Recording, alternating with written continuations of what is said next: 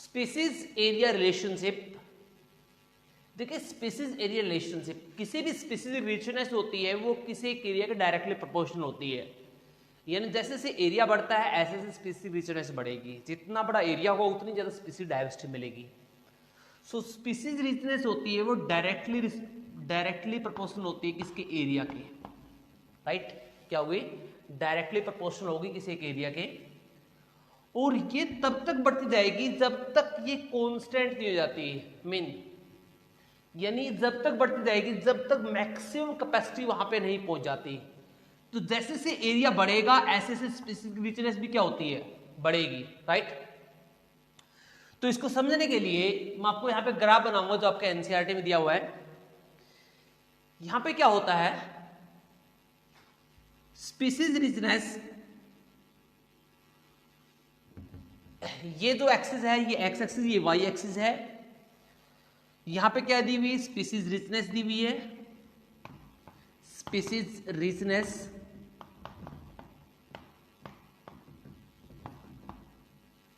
और ये जो दी हुई है ये एरिया दिया हुआ है, इस एरिया।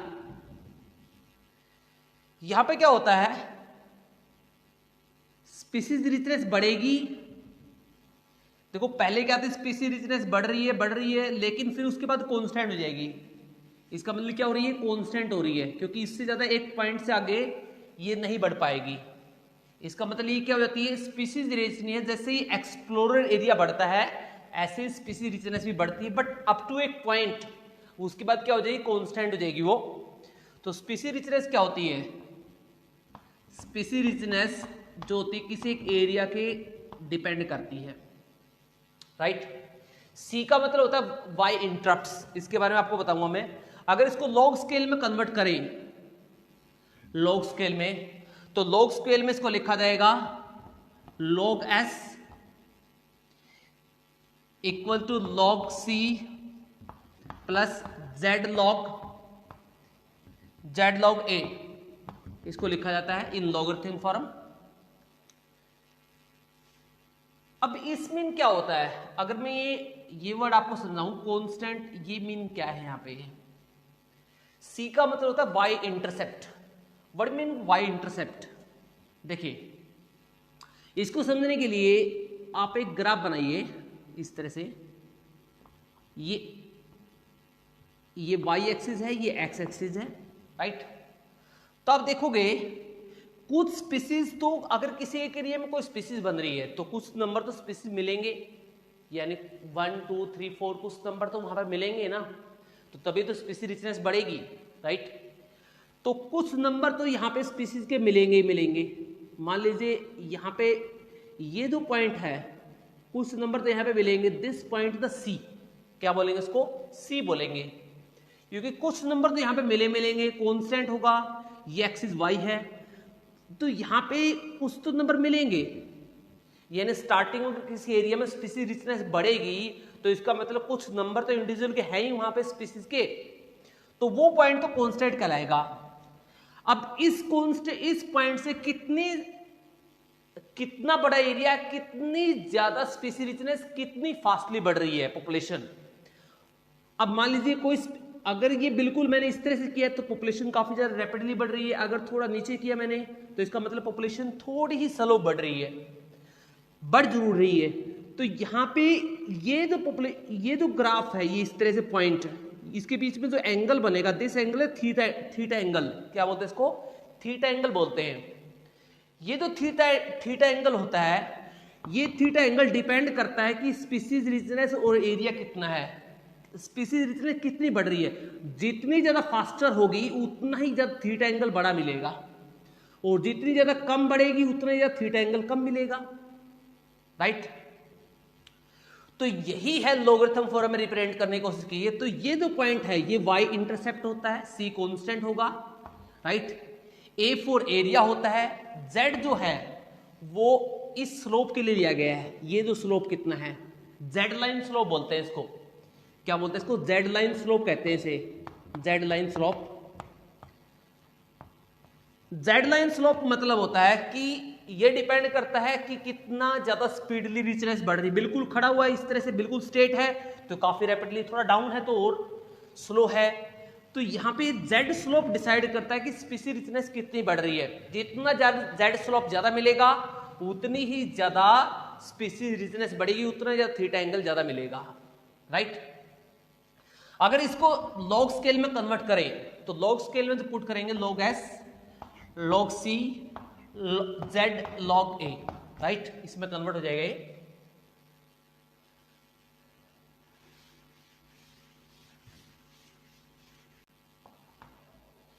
एक बायोलॉजिस्ट था जिसका नाम था, एक नेचुरलिस्ट था, ज्योग्राफर था, Alexander von Humboldt.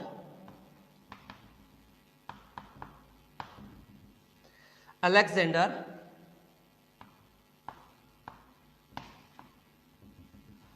Von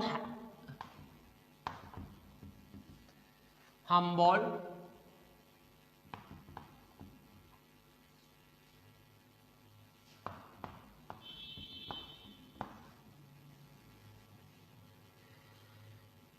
German, क्या कौन था ये, जर्मन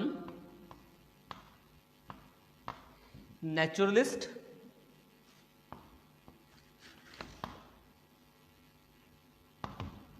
एंड जियोग्राफर था ये।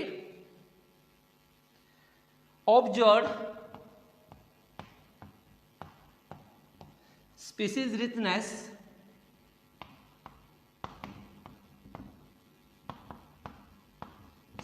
रिचनेस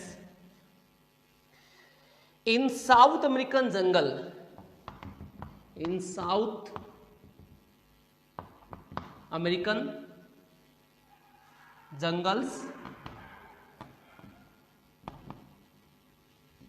फॉरेस्ट भी लिख सकते हो लेकिन इसमें जंगल्स ही मेंशन किया हुआ है, मैं इसने ऑब्जर्व किया था।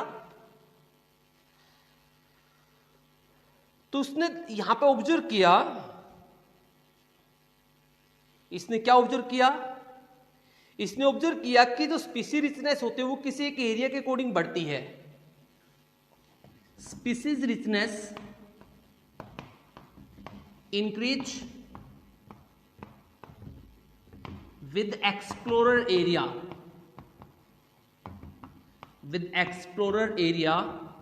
जितना ज्यादा एरिया होगा, जितनी ज्यादा फूड अवेलेबिलिटी होगी, स्पीसी रिचनेस उतनी ही ज्यादा बढ़ेगी, राइट। जैसे इसने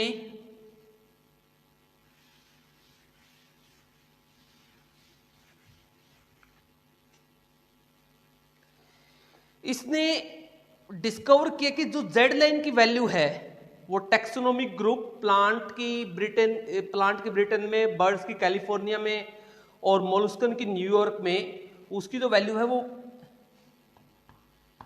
Z slope value, Z slope value is 0.1 to 0.2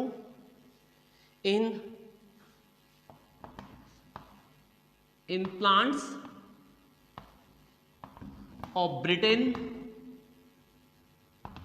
Britain के अंदर प्लांट्स की, birds in California, birds of California USA के अंदर,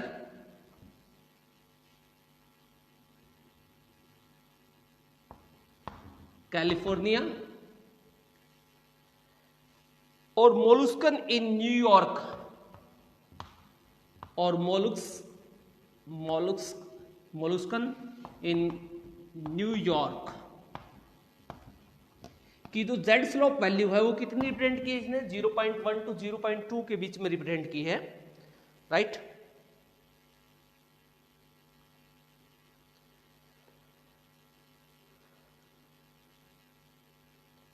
इसके अलावा अगर देखें, जो ट्रॉपिकल फॉरेस्ट में जो बर्ड्स होते हैं, फ्रूट ईटिंग बर्ड्स होते हैं, उनकी जो वैल्यू होती है in tropical region, in tropical region fruit eating birds यानी फ्रूगीवोर, फ्रूट ईटिंग बर्ड्स